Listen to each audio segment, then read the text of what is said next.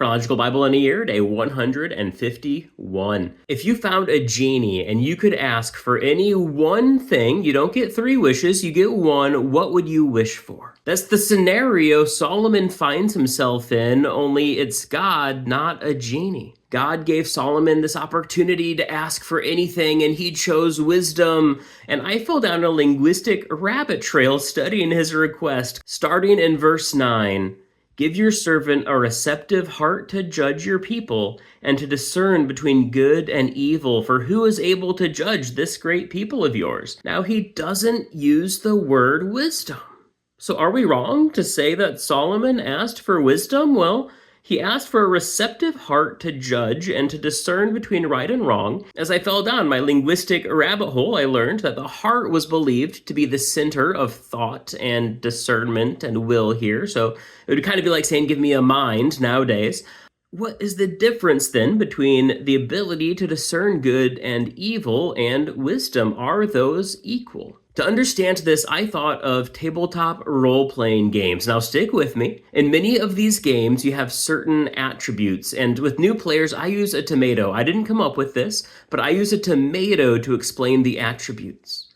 Your strength is your ability to crush a tomato. Your dexterity is your accuracy when throwing a tomato. Intelligence is knowing tomato is a fruit, not a vegetable. Wisdom is knowing that you do not use a tomato as the base of your fruit salad. Charisma is the ability to sell said tomato-based fruit salad. We call it salsa. So wisdom isn't intelligence. There's a difference. Intelligence is amassing knowledge. Wisdom is using knowledge rightly, whether you have a lot of it or a little of it. And we see here that Solomon is blessed by God with a mass amount of wisdom. And then we see in chapter 4, it also apparently comes with a mass amount of knowledge. But all of this came down to the question God asked Solomon, what should I give you? Solomon didn't ask for health, wealth, prosperity, or even peace for his kingdom. He asked for the ability to rule and lead well. And so God gave him those things, but then he also gave him health, wealth, prosperity, and peace for his kingdom. So what would you have asked God for?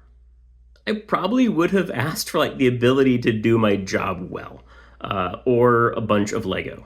Or the ability to do my job well so I could buy a bunch of Lego. But what would you have asked God for?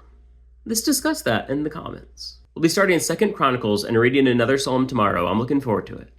But until then, God bless.